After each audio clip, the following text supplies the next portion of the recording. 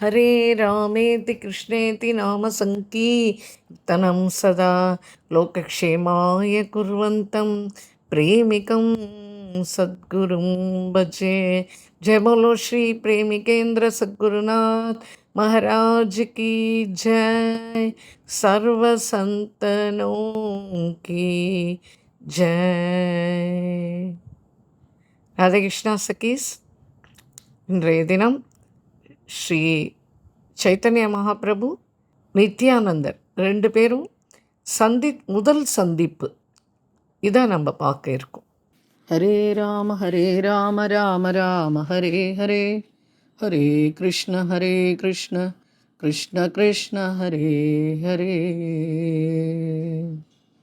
संसारकूपे पतितोऽयकाते मोहान्तपूर्णे विषयादिशक्तः करावलम्बं मम देहि नाथा गोविन्ददामोदरमाधवेदि करावलम्बं मम देहि नाथा गोविन्द दामोदर माधवेति पाहि मां रक्ष मां पाहि मां रक्ष मां पाहि मां रक्ष मां पाहि मां रक्ष मां. இந்த மேலே சொன்ன ஸ்லோகம், ஹே கோவிந்தா, தாமோதரா, மாதவா, இந்த சம்சாரம் என்னும் ஆழ்கடலில் மூழ்கி கொண்டிருக்கும் விஷயசக்தன் அதமன் ஆன என்னை நீங்கள் தான் கை கொடுத்து காப்பாற்றுங்கள், அதனால் நான் தங்களை சரணடைகிறேன் அப்படின்னு சொல்லிட்டு பாகிமாம் ரக்ஷமாம் பாகிமாம் ரக்ஷமாம்னு கதறிண்டு பிரபுவோடைய பாதத்தில் சார்வபௌமர் விழுந்தார். ஸோ இது சார்வபௌமருடைய ஸ்லோகம். அவருக்கு உடனே பிரபு இது மாதிரி அவர் காலில் விழுந்துட்டு பலவிதமாக அலறி அலறி துடிக்கிறார். அப்படியே அவருடைய அந்த அவருடைய உள்ளுக்குள்ளே அப்படி பொங்கி எழறது. அப்போது அந்த சார்வபௌமருக்கு பிரபு தன்னுடைய திருமேனியிலேயே ஷட்புஜ மூர்த்தியாக தரிசனம் கொடுக்குறார். சில இடத்துல கௌராங்க மகாபிரபு ஷட்புஜ மூர்த்தியாக சித்திரம் வச்சுருப்பான். அந்த சித்திரத்துக்கு காரணமே இந்த சார்வபௌமருக்கு சைத்தன்ய மகாபிரபு ஷட்புஜரா தரிசனம் கொடுத்தது தான். அதுதான் அந்த சித்திரத்தோட இது. அந்த திவ்ய தரிசனம் கிடைச்ச உடனே சார்வபௌமர் எவ்வளோ பெரிய பண்டிதர், மகா பண்டிதர் இல்லையா அவர். அவருடைய பழைய வினைகள்லாம் உடனே போயிடுறது அவரை விட்டு. ரொம்ப தர்க்க சாஸ்திரத்தில் அவர் மகா பண்டிதர். யார் வந்தாலும் அவரை ஜெயிக்கவே முடியாது. நவத்வீபத்துக்கு வந்தாலும் சரி, பூரியில் இருந்தாலும் சரி, இவரை யாருமே ஜெயிக்க முடியாது. இப்போ அவருக்கு அந்த தர்க்க பண்டிதருக்கு இன்னைக்கு பரமபாகவத வைஷ்ணவராகிற மாதிரி ஒரு அனுகிரகம் பிரபுக்கிட்டேருந்து கிடைக்கிறது. பிரபு என்ன பண்ணுறார், ஒரே ஒரு தடவை தான் கீழே விழுந்த அவரை, தன்னுடைய பாதத்தில் விழுந்த அவரை தூக்கி எடுத்து காட ஆலிங்கனம் பண்ணிக்கிறார். அந்த ஆலிங்கனம் அவருக்கு கிடைச்ச அடுத்த நிமிஷம் திரும்பி மூர்ச்சை அடைஞ்சு அப்படியே கீழே விழுறார். ரொம்ப நேரம் வரைக்கும் அந்த கருணாமயமான காட்சி சைத்தன்ய மகாபிரபு சரீரத்தில் இருக்குது. இதெல்லாம் அங்கே உட்காந்துட்டு இருக்கிற ஸ்டூடெண்ட்ஸ் எல்லாம் பார்த்துட்டு இருக்கா. இவர் இவர் தானே, இவர் ஒரு பெரிய தர்க்க பண்டிதர் தானே. இவர் கீழே இருக்கிற மாணவர்கள்லாம் இதை ரொம்ப வியப்பாகவும் குதூகலத்தோடையும் என்னடா இப்படிலாம் இங்கே நடக்கிறது அப்படின்னு சொல்லிட்டு அதெல்லாத்தையும் சார்வபௌமருடைய இல்லத்தில் இது நடக்கிறது இதை பார்த்துட்டு இருக்கார். மேலே நித்தாயின்றவர் நித்யானந்த மகாபிரபு. அவருடைய வருகை முதல்லையே தெரிஞ்சு போயிடுறது சைத்தன்ய மகாபிரபுக்கு. சைத்தன்ய மகாபிரபு என்ன பண்ணுறார், நவத்வீபத்தில் இருந்துன்னு இருக்கார். அந்த சமயத்தில் அவருக்கு முதல் நாள் ராத்திரியே ஸ்வப்னத்தில் தெரிஞ்சாச்சு நித்யானந்த பிரபு ஏதோ ஒரு பிரேம ஆக்கர்ஷணத்தினால நவத்வீபத்துக்கே வந்துட்டார் அப்படின்றது அவருடைய ஹிருதயத்துக்கு தெரிஞ்சது. உடனே அவர் என்ன சொல்கிறார், தன்னுடைய பக்தாள் எல்லாரையும் கூப்பிட்டு, கொஞ்சம் நீங்களாம் போய் தேடிட்டு வாங்கோ, அவர் நித்யானந்தர் நவத்வீபத்துக்கு வந்தாச்சு, அவர் எங்கே இருக்காருன்னு போய் பார்த்துன்னு வாங்கோ. சரி, ஸ்ரீவாச பண்டிதரும் ஹரிதாசரும் கிளம்புறார். ஒரு நாள் பூரா தேடியாச்சு. அவளுக்கு கிடைக்கல. உடனே அவர் வந்து, "என்னடா இது எல்லா இடத்துலயும் ஒரு ஒரு தெருவா தான் நம்ம போய் பார்த்தோம் நவத்வீபத்தில. எல்லாம் நம்ம தெரிஞ்சவா எல்லாரும் அவருடைய ஆத்துலயும் கூட போய் பார்த்தாச்சு. ஆனா அவரு எங்க இருக்காருன்றது வந்தாச்சுன்னு பிரபு சொல்றார். ஆனா அவர் எங்க வந்திருக்காருன்றது நம்மளுக்கு தெரியலையே! இவ்வளவும் தேடி பார்த்தாச்சு. எங்களுக்கு கிடைக்கல. திரும்பி நீங்க சொல்லுங்க. நீங்க எங்க சொல்றீகளோ நாங்க வேணா அங்க திரும்பி போய் பார்க்குறோம்" அப்படின்னு சொல்றார். உடனே பிரபு சொல்றார், "சரி பரவால்ல. அதனால என்ன? ஒண்ணும் இல்ல. நேத்து ராத்திரி நான் பார்த்த கனவு பிரகாரம், அந்த மகான் வந்து பிரபுவோட வாயால நித்யானந்தர மகான்னு சொல்றார். அது பார்த்துக்கணும். அது வந்துட்டு நம்ப வீட்ட விசாரிச்சுன்னு இருக்கார். அதனால இப்ப என்ன பண்ணுவோம், நம்ப எல்லாருமாவே சேர்ந்து போய் தேடலாமே! அதனால என்ன? அப்படின்னு சொல்லிட்டு பிரபுவும் அவரோடயே சேர்ந்து கிளம்பிடுறார். அப்புறம் அவருக்கு பின்னாடி கதாதரர், ஸ்ரீவாசர், அப்புறம் இன்னும் கொஞ்சம் பக்தாள்லாம் அங்க இருக்கா. அவள்லாமும் சேர்ந்து நேரா வரா. ஃபர்ஸ்ட்டு பிரபு நேரா என்ன பண்ணார், நந்தனாச்சாரியார்ன்னு அந்த நவத்வீபத்தில ஒரு பெரிய ஆச்சாரியார் வீடு. அந்த இடத்துக்கு வரார். அவருடைய அந்த ஆச்சாரியருடைய வீட்டுக்கு வந்த உடனே, ஒரு அந்த வீடு ஃபுல்லாவே ஒரே திவ்ய தேஜஸா இருக்கு. ஒரு திவ்ய காந்தியா இருக்கு. ஒரு பெரிய மகா புருஷன் அந்த வீட்ட பூரா அப்படியே பிரகாசப்படுத்திண்டு பத்மாசனத்துல உட்கார்ந்துன்னு இருக்கார். இத வந்து பக்தாளோட சேர்ந்து சைத்தன்ய மகாபிரபுவும் பார்க்குறார். அவருடைய முகத்துல வர அந்த சந்திர கிரணம் மாரி அந்த மனோகரமான ஒரு குளிர்ச்சியான ஒரு கிரணம் அந்த வீடு ஃபுல்லா பிரகாசமா இருக்கு. சரி கௌராங்கர் என்ன பண்றார், எல்லா பக்தர்களோடையும் சேர்ந்து அவர நமஸ்கரிக்கிறார். அப்புறம் பேசல. சும்மா போய் இப்படி ஓரமா உட்கார்ந்துன்றார். இப்போ வந்து யாருமே யாரோடையும் பேசல. எல்லாரும் அவ உட்கார்ந்துன்னு இருக்கா. இப்போ நித்யானந்த மகாபிரபு மட்டும் என்ன பண்றார், சைத்தன்ய மகாபிரபுவோட முக மண்டலத்த மட்டும் அப்படியே கண் இமைக்காம பார்த்துட்டு இருக்கார். இவரும் சைத்தன்ய மகாபிரபுவும், நித்யானந்த மகாபிரபுவ அப்படியே கண் இமைக்காம ஒருத்தருக்கு ஒருத்தர் அப்படியே பார்த்துட்டு இருக்கா. இத பக்கத்துல இருந்த பக்தாள்லாம் விடாம பார்த்துட்டு இருக்கா. இந்த நித்யானந்த மகாபிரபு வந்து சைத்தன்ய மகாபிரபுவ விட ஒரு 12, 13 வயசு பெரியவர்.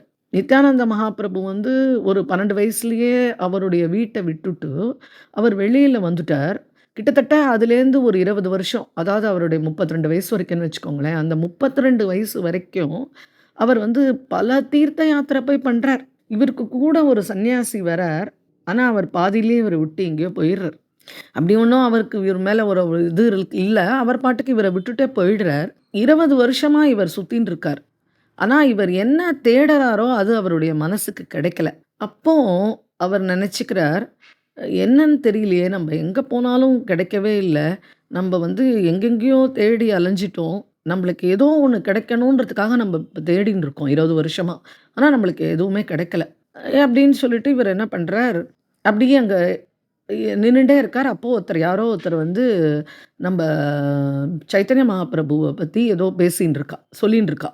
அந்த பேர கேட்ட உடனே கௌராங்கர் அப்படின்ற பேர கேட்ட உடனே, இந்த நித்யானந்தருடைய மனசுல பெரிய அலைகள் அப்படியே இப்ப நம்ம அண்ணா அண்ணாவ பார்க்கணும் அப்படின்னு நினைச்சுட்டோம்னா, உடனே நம்ம மனசு எப்படி கடந்து துள்ளி குதிக்கிறது, என்ன பண்றதுன்னு தெரியல, என்ன பேசுறோம்னு தெரியல. போய் அங்க போய் அந்த சரணத்துல விழுந்து அவருடைய முகக்கமல சேவைய பார்த்த உடனேயே தான் மனசுல ஒரு சாந்தி உண்டாருது இல்லையா?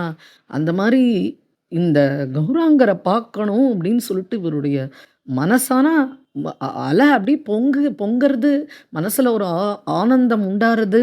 என்ன பண்ணுவோம், இப்ப எப்படியாவது நம்ப இவருடைய கௌராங்கர் எங்க இருக்கார்? நவத்வீபத்தில தான் இருக்கார் அப்படின்னு தெரிஞ்சுக்கிறார். சரி, உடனே இப்ப நேரா நவத்வீபத்துக்கே போவோம். நவத்வீபத்தில போய் இவர் எங்க இருக்காருன்னு விசாரிப்போம். இந்த நந்தனாச்சாரியார் கொஞ்சம் நல்ல பிரசித்தியானவர் தானே! சரி அங்க போய் நம்ம வேணா போய் பார்ப்போம் அப்படின்னு சொல்லிட்டு அவர் இங்க வந்துடுறார். பிரபு வந்து இவர விட 10, 11 வயசு சிறியவர் தான்னு சொல்லியிருக்கோம் இல்லையா? அதனால ஆனா பிரேமையில வந்து வயது வித்தியாசமா, உயர்வா, தாழ்வா, இவா பெரியவா, அவா பெரியவா அதெல்லாம் எதுவுமே கிடையாது. பிரேமைக்கு வயசும் கிடையாது. பிரேமைக்கு வந்து உயர்வு, தாழ்வு அந்த பொருளாதார சம்பந்தமான சமாச்சாரங்களும் இதுக்கு எடுபடாது. இப்போ வந்து இப்போ வந்தாச்சு. இந்த நித்யானந்தருடைய இவருடைய வீட்டுக்கு வந்திருக்கார். நந்தனாச்சாரியாருடைய வீட்டுக்கு வந்திருக்கார். அவர் ஒரு ஓரமா உட்கார்ந்துட்டுருக்கார். பிரபுவும் நேரா நந்தனாச்சாரியார் வீட்டுக்கு தான் வந்தார். எங்கேயும் போய் தேடலாம் இல்ல. அவருக்கு தெரியும். அவர் சர்வாந்தர்யாமி, சர்வசக்தன். அவர் நேரா இங்க வந்துட்டார், பார்த்துட்டார். பார்த்தோனே இவருக்கும் மனசு ஆகர்ஷணம் ஆயிடுத்து அவர்கிட்ட. அவருக்கும் இவர்கிட்ட மனசு ஆகர்ஷணம் ஆயிடுத்து. 2 பேரும். ஆனா, இப்ப கௌராங்கர் மனசுல நெனச்சுக்கிறார், சரி இவ நம்ம கூட வந்திருக்கா பக்தாரு ஸ்ரீவாசர் இவரெல்லாம் வந்திருக்காரு இல்லையா? இந்த பக்தாளுக்கெல்லாம் இவ யாரு? இவருடைய பெருமை என்னன்றத நம்ம காமிக்க வேண்டாமா? இல்ல அவர வந்து ஏதாவது பிரேம பிரசங்கத்தை யாராவது பண்ணட்டும். அத கேட்கட்டும். ஏதாவது ஒண்ணு. அப்போ அவர்ட்ட வந்து நல்ல சாத்வீக பாவம்லாம் அவர்கிட்ட வரும். அப்போ இவரது மனோபாவங்கள வைத்துக்கொண்டு நம்மகிட்ட இருக்கிற பக்தாள்லாம் இவர் யாருன்னு உணர்ந்துப்பா அப்படின்னு நெனச்சுண்டு, பிரபு என்ன பண்றார், ஸ்ரீவாச பண்டிதர பார்த்து, "ஏதாவது ஸ்லோகம் சொல்லுங்கோ" அப்படின்னு சொல்லிட்டு ஆக்ஷன்ல காமிக்கிறார். இந்த பிரபுவோட எண்ணத்த புரிஞ்சுண்ட உடனே ஸ்ரீவாச பண்டிதரும் உடனே, "பர்ஹா பீட்டம் நடவரவபுகு கர்ணயோ கர்ணிகாரம் பிப்ரத்வாசக கனக கபிஷம் வைஜயந்தீம் சமாலா ரௌத்ரான் வேணோரதரசுதயா பூரயன் கோபபிருந்தைः பிருந்தாரண்யம் ஸ்வபதரமணம் ப்ராவிஷத் கீதகீர்த்திः" அப்படின்னு இந்த ஸ்லோகத்த எடுத்து இவர் சொல்றார். இந்த அர்த்த பாவத்த கேட்டு, இந்த அவதூத சிகாமணி யாரு அப்படின்னு சொல்லிட்டு கேட்டான்னா, முதல் அவதூத சிகாமணி சுகர் தான். அவரே பிரேமையினால் பைத்தியமானார் அப்படின்னா, அதே ஹிருதயம் உள்ள அவதூதர் இந்த நித்யானந்தர். இத கேட்ட அவர் எப்படி இருப்பார்? இந்த ஸ்ரீவாசருடைய வாக்குலேருந்து இந்த ஸ்லோகம் ஸ்ரீமத் பாகவதத்திலேருந்து இந்த ஸ்லோகம் கேட்ட உடனே அப்படியே மூர்ச்சையானார். அப்படியே பூமியில விழுந்தார். "பரவால்ல, நீங்க இன்னொரு தடவ சொல்லுங்க அந்த ஸ்லோகத்த" அப்படின்றார் கௌரங்கர். சரின்னு சொல்லிட்டு ஸ்ரீவாசர் திரும்பியும் அதே ஸ்லோகத்த "பர்காபீட்டம் நடவரவபுகுன்னு" திரும்பியும் அந்த ஸ்லோகத்த சொல்றாரு. அப்ப நித்யானந்தர் பெருசா ஊங்காரம் பண்ண ஆரம்பிச்சுட்டார். அவரோட கண்லேருந்து அப்படியே தார தார தார தாரையா அப்படியே கண்ணீர் பெருகிறது. திருமேனி சிலிர்க்கிறது. இப்போ வியர்வையினால அவருடைய உடல் பூரா நனைஞ்சு போயிடுத்து. பிரேமோன்மாதரா ஆகி எழுந்து நடனமாட ஆரம்பிச்சிட்டார். இப்போ பிரபு எழுந்து நித்யானந்தர் ஆலிங்கனம் பண்ணிக்கிறார். இப்போ 2 மகான்கள் நித்யானந்தர், நித்தாயி, நிமாயி. நித்யானந்தர் கௌராங்கர தான் நித்தாயி, நிமாயின்னு சொல்கிறோம்.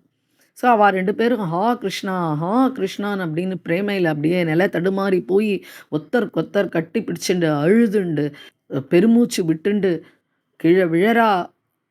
அசைவற்று அப்படியே கொஞ்ச நாள் இருக்கா. அப்படி அவளுடைய தன்மையே அவள் மறந்துடுறா.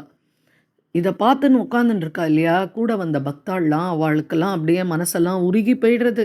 என்னடா அது இப்படி திடீர்னு என்னவோலாம் ஆறுதே அப்படின்னு சொல்லிட்டு அவள் 2 பேரும் அவெல்லாம் அப்படியே ஒரு ஒன்றுமே இல்லை, அப்படியே ஒரு சித்திரம் மாதிரி எல்லாரும் உட்காந்துன்னு இருக்கா.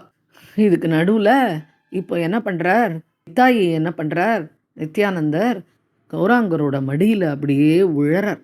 விழுந்து அவருடைய மிருதுவான கரங்களால் அந்த சிரசை போய் தொடுறார். அந்த சிரசை போய் தொட்டு அப்போ அந்த பேரின்பமயமான ஒரு ஸ்பர்ஷ சுகம் கிடைக்கிறது இல்லையா, அந்த ஸ்பர்ஷ சுகத்தினால நித்யானந்தர் இப்போ கொஞ்சம் சுய நினைவுக்கு வரார். அவரது அப்படியே அவருக்கு வந்து அந்த சுய நினைவு வர்றதை பார்த்த உடனே பிரபு வந்து தீனமாக சொல்கிறார், ஸ்ரீபாத். அவரை தான் முதல்ல ஸ்ரீபாத்னு கூப்பிட்டார் நம்ம கௌரங்கர். ஸ்ரீபாத், இன்னைக்கு வந்து நாங்கள் உங்களுடைய பாத தூளியை எடுத்து எங்கள் சிரசில் தரிச்சுண்டு நாங்கள்லாம் இன்னைக்கு கிருதகிருத்தியர்களாக ஆயிட்டோம். அதுவும் இல்லாமல் உங்களுடைய தரிசன ஒன்றே எங்களை இன்றைக்கு மகாபாகியசாலிகளாக ஆக்கிவிட்டது. அதுக்கும் மேலே உங்களை போல ஒரு அவதூத மகான்களோட தரிசனம் எங்களை மாதிரி பாழும் கிணற்றுல விழுந்து கிடக்கிற சாம்சாரிகளுக்கு கிடைக்கக்கூடியதா சொல்லுங்கோ. நாங்கள் வந்து எப்போவுமே கிரகம்ன்ற ஒரு கிணறு, அந்த கிணற்றில் வாழற தவளைகள் நாங்கள்லாம். நாங்கள் இந்த கிணத்தை விட்டு வேற எங்கேயும் போக முடியாது. இது வந்து எங்களை இப்படியே அமுக்கி அதுக்குள்ளேயே தான் எங்களை இருக்க வைக்கும். ஆனால் உங்களை மாதிரி இருக்கிற மகான்கள் எங்ககிட்ட அகாரணமாக நீங்கள் கிருப்பை செஞ்சேன்னு வச்சுக்கோங்கோ. நீங்கள் தானாகவே நீங்கள் எங்கள் வீடு தேடி வந்து எங்களுக்கு தரிசனமும் தந்து எங்களை கிருதகிருத்தியர்களாக வேற ஆக்குறேள். இதை விட வேற என்ன சௌபாகியம் மனுஷனாக பிறந்தவனுக்கு வேணும் அப்படின்னு சொல்லிட்டு அப்படிலாம் பேசுகிறா. இப்படி பிரபு பேசின உடனேயே நிமாய்க்கு என்னமோ நித்தாய்க்கு என்னமோ பண்ணிட்டு வந்துடுறது. அப்போ அவர் சொல்ல ஆரம்பிக்கிறார். இப்போ தான் முதல்ல நித்யானந்தர் பேச ஆரம்பிக்கிறார். அவர் சொல்கிறார், நான் வந்து ஸ்ரீகிருஷ்ண தரிசனம் வேணும், ஸ்ரீகிருஷ்ண தரிசனம் வேணும் அப்படின்னு சொல்லிட்டு நாடு பூரா யாத்திரை பண்ணேன். முக்கியமான க்ஷேத்திரங்களுக்கு போனேன், முக்கியமான தீர்த்தங்களுக்கு போனேன், பெரிய பெரிய தேவாலயங்களுக்கெல்லாம் போனேன், சிரேஷ்டமாக இருக்கிறது க்ஷேத்திரங்களுக்கெல்லாம் கூட போனேன். ஆனால் எல்லா இடத்துலையும் வெறும் சிம்மாசனத்தை தான் பார்த்தேன். அந்த சிம்மாசனத்துக்கு மேலே ஒரு மூர்த்தியை நான் பார்க்க முடியல. அப்போ அந்த பகவான் எங்கே போயிட்டாரு, பகவான் எங்கே போயிட்டாருன்னு அங்கே வரப்போகிற பக்தாளெல்லாம் கேட்டேன். என்னுடைய கேள்வியை கேட்டு எல்லாரும், என்ன இது இவர் என்னமோ புதுசாக என்னமோ கேட்குறாரு, சிம்மாசனம் இருக்குது பகவான் இல்லைன்னு, என்னது இது அப்படின்னு சொல்லிட்டு சில பேர்லாம் என்னை பார்த்து ஆச்சரியப்பட்டா, சில பேர் என்னை பார்த்து பைத்தியம்னு சொன்னா, சில பேர் என்னை பார்த்துட்டு பேசாத மாதிரி போயிட்டா, சில பேர் என்னை பார்த்த உடனே என்னை முட்டி அடிச்சுட்டு அவள் முன்னாடி போயிட்டா. நானும் எவ்வளோ முயற்சி செஞ்சு எப்படி எங்கே இருக்கான் பகவான், எப்படி எங்கே இருக்கான் பகவான் அப்படின்னு சொல்லிட்டு கிட்டத்தட்ட 20 வருஷம் பூக்கிட்டேன். அப்போ தான் என்னை ஒரு பக்தர் ஒருத்தர் பார்த்தார். அவர் சொன்னார், பகவான் எங்கேயும் இல்லைப்பா, அவர் நவத்வீபத்தில் தான் பிரகடனமாயிருக்கார், அவர் ஸ்ரீகிருஷ்ண சங்கீர்த்தனத்தை வந்து பிரச்சாரம் செஞ்சுட்டு இருக்கார்ப்பா அப்படின்னு சொல்லிட்டு சொன்னார். நீங்கள் போய் அவரை சரணடைந்தேன்னா உங்களுக்கு சாந்தி கிட்டும். நீங்கள் எந்த கிருஷ்ணனை 20 வருஷ காலமாக நான் எந்த கோயில் க்ஷேத்திரம் எங்கேயும் பார்த்து கிடைக்கலன்னு அப்படின்னு சொல்லின்னு இருக்கேளோ, அவருடைய சரணத்தை பார்த்த உடனே உங்களுக்கு வந்து சாந்தி கிடைக்கும் அப்படின்னு சொல்கிறார். இப்போ நான் என்ன நினைக்கிறேன்னா, இந்த ஸ்ரீகிருஷ்ணன் அவ்யாஜ கருணை என் மேலே வந்து எனக்கு இப்போ இவருடைய ரூபத்தில் எனக்கு தரிசனம் அளிச்சுட்டு இருக்கார். இப்போ அவர் என்னை தனது திருவடிகளில் ஏற்றுக்கொள்கிறாரா இல்லையா என்பது அவருக்கு மட்டும்தான் தெரியும் அப்படின்னு சொல்லிட்டு எல்லாத்தையும் பிரபுவோட தன்னுடைய மனசு உடல் எல்லாத்தையும் ஆவி எல்லாத்தையும் பிரபுவோட சரணத்தில் அப்படியே சமர்ப்பணம் பண்ணிட்டு அவரோட மடியில் விழுந்து அப்படியே புரண்டு அழறார் நித்யானந்தர். அப்புறம் பிரபு என்ன பண்ணுறார், மெதுவாக அவரை கொஞ்சம் ஆஸ்வாசப்படுத்தி அவரை எடுத்து வச்சுண்டு வினயமாக பேசுகிறார் அவரோட. நீங்கள் ஈஸ்வரன், உங்களோட சரீரத்தில் ஈஸ்வரனுடைய சின்னங்கள் எல்லாமே நல்லா பிரகாசிகமாக தெரியறது. நீங்கள் என்ன மறக்க செய்யறதற்காக நீங்கள் வந்து என்னை போய் நீங்கள் புகழறேள். இந்த குணம் எல்லாம் நீங்கள் என்னென்ன பகவானுக்கு என்னென்ன ஷட்குணங்கள் உண்டோ அது எல்லாம் உங்ககிட்டயே இருக்குது. நானா சாதாரண ஜீவன். நான் என்ன வேண்டுறேன் அப்படின்னா உங்களுடைய கிருப்பையை பிக்ஷையாக வேண்டுறேன், அவ்வளோதான் அப்படின்னு சொல்லிட்டு கௌராங்கர் முடிச்சுக்கிறார் 4 லைனில் பேசிட்டு. எல்லா பக்தாளும் உட்காந்துட்டுருக்கா இல்லையா, ஸ்ரீவாசரோட எல்லாருமே உட்காந்துட்டுருக்காளே, அவள்லாம் அப்படியே ரொம்ப ஆச்சரியப்பட்டு போய் என்ன நடக்கிறது ஒன்றுமே புரியலையே அப்படின்னு சொல்லிட்டு. அப்போ வந்து முராரி குப்தர் அவர் கொஞ்சம் எல்லாமே தெரிஞ்சுக்கணும்னு ரொம்ப ஆசைப்படுறவர் இல்லையா, அவர் என்ன பண்ணுறார், ஸ்ரீவாசர்கிட்ட கேட்குறார், சரி இவா 2 பேர் பேசுகிற சம்பாஷணத்தையும் நம்ம கேட்டுட்டோம், இப்போ யார் பெரியவா யார் சிறிவா, என்ன என்ன ஒன்றுமே புரியலையே அவ பேசுறது அப்படின்னு. உடனே அதுக்கு ஸ்ரீவாசர், அவர் ரொம்ப ஸ்ரீவாச பண்டிதர் இல்லையா, அவர் அதுக்கு பதில் சொல்கிறார், சிவன்கிட்ட போய் உங்களோட அப்பா யார் அப்படின்னு கேட்டால் உடனே சிவன் என்ன சொல்வார், விஷ்ணு தான் எங்கள் அப்பா அப்படிம்பார். விஷ்ணு கிட்ட போய் உங்கள் அப்பா யார் அப்படின்னு கேட்டால் தேவாதி தேவனான மகாதேவன் தானே என்னோட அப்பா அப்படின்னு அவர் சொல்ல போகிறார். அதனால் இவாளோட லீலை அவளுக்கு மட்டும்தான் தெரியும், நம்ம யாருக்கும் புரியாது அப்படின்னு சொல்லிடுறார். நந்தனாச்சாரியார் ஆற்றுல தானே இது அத்தனையும் நடக்கிறது. நந்தனாச்சாரியார் இந்த லீலையில் ஆச்சரியத்தோடு பார்த்துட்டுருக்கார். இப்போ அவரோட வீடே ஒரு பெரிய பிரேம சாகரமாக எடுத்து அதில் பிரேம அலைகள் அப்படியே பொங்கிறது. கருணாமயமான மூர்த்தி அங்கே உட்காந்துட்டுருக்கார் கௌராங்கர். எல்லாருக்கும் அழுக வருது. என்ன ஏதோ ஒரு பிரேம உத்வேகம் அவகிட்ட. எல்லாருக்கும் அப்படியே ஒரு பிரேமமயமான அழுகை தான் அது. அந்த வீடு ஃபுல்லாக எதிரொலிக்கிறது. அந்த பார்வைன்ற மொழியாலேயே இந்த 2 மகாபுருஷர்கள் நித்தாய் நிமாய், கௌராங்கர் நித்யானந்தர் 2 பேரும் என்ன பேசிண்டா என்ன பண்ணா அது அவளுக்கு மட்டும்தான் தெரியும். அது பிராகிருதமான மொழிக்கு அப்பாற்பட்ட சமாச்சாரங்களெல்லாம் எப்படி விவரிக்க முடியும் அப்படின்னு சொல்லிட்டு இதை இங்கே இதோடு முடிச்சுக்கிறோம். ராதேகிருஷ்ணா. जय बोलो श्री प्रेमिकेंद्र सद्गुरुनाथ महाराज की जय, सर्व संतनों की जय, श्री चैतन्य महाप्रभु की जय। राधे कृष्णा सखीस।